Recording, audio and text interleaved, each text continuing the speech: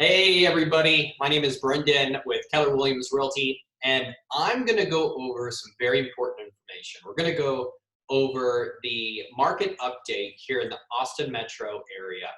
I'm going to go over some data points and graphs so you can better understand what's happening with our real estate market, right? Not what you hear, what you feel, but truly what is happening. So what I'm going to do is I'm going to share my screen to go over those data points. And then afterwards, I'm going to go over what's happening in the lending world right now as of April 15th, of course. So every day, things change. So let's go ahead and share my screen now with you guys. And first off, I just want to let you know, I'm pulling all of my data points from MLS, okay? This is where all of realtors are able to get their information from, and that's what I used. So I'm gonna go over that basic information right now, and this way you can follow along. So here is just kind of the general information first. We know that the number of active listings, they're down 20.3% compared to 2019, which makes sense. I'm sure if you're a buyer who's looking on the market, you've noticed that the number of active listings are definitely down than the year before. Median days on the market, that's down from 16 days to 9 days. That's actually really good news because sellers are able to go ahead and get their home under contract faster. The close price to list price ratio, that's up from 99.4% to 100%.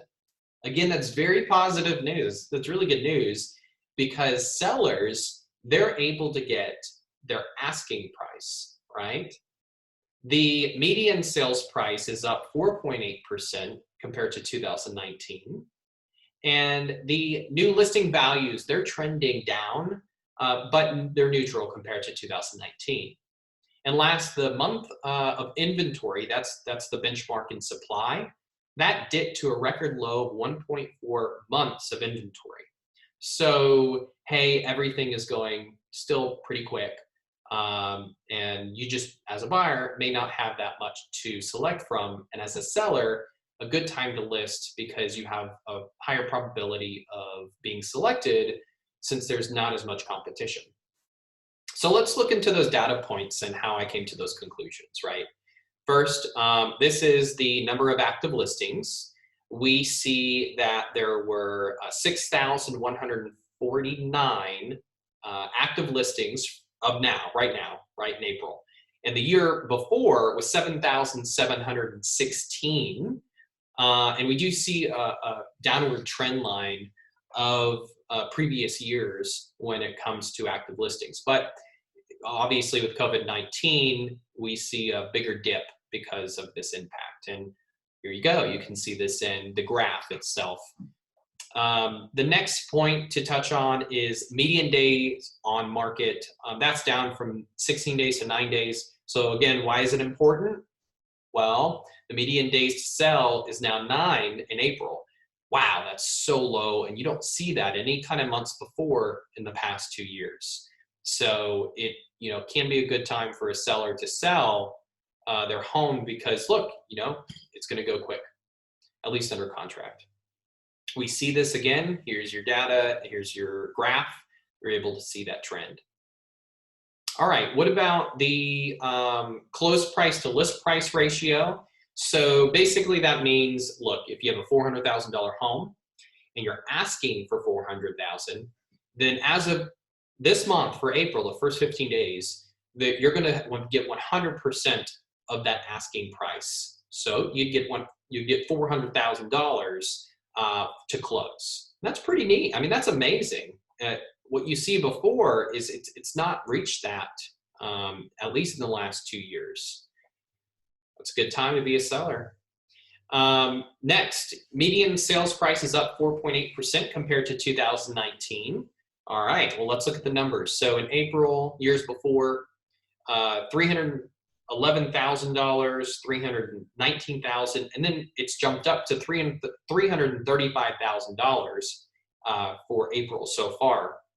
So it's not like prices have just dipped down and completely lost value in this just suddenly a buyer pool to a free for all. That's just not what's happening.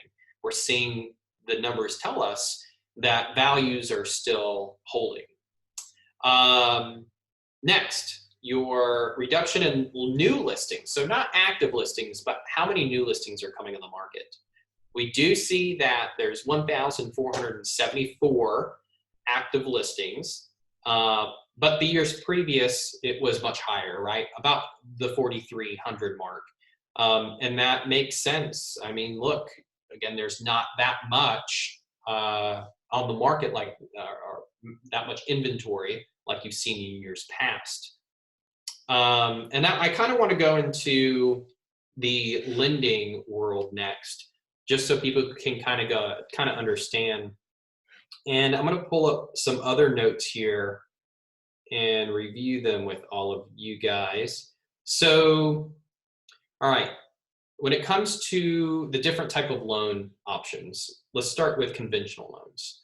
So as of today, right, tomorrow can change, but today you're going to need a 620 credit score minimum if you're able to put about 10 to 20% down. It depends on your debt to income ratio, so every person is different, but you can still use a 620 credit score. You're just going to have to put a lot down. If you're somebody who only has 3% or 5% as a down payment and you're using conventional loan, then you're going to need a higher credit score, and that as of tomorrow is likely to increase to 680. So as of today, 640 will work, but tomorrow it's likely going to go to a minimum of the 680 credit score for a 3 to 5% down. When it comes to FHA and VA loans, as of today, they're accepting the 640 as a minimum, but again, tomorrow it's likely to increase to a 680. Now, there's some banks that require a 700 minimum credit score, but go ahead and shop around or reach out to me and I'll let you know the individuals who are accepting the lower scores. USDA loans, they've always been strict, so they've required 680 anyways on most mortgage lenders. In jumbo loans, you're looking at a 700 minimum credit score with 10% down on average with most lenders out there.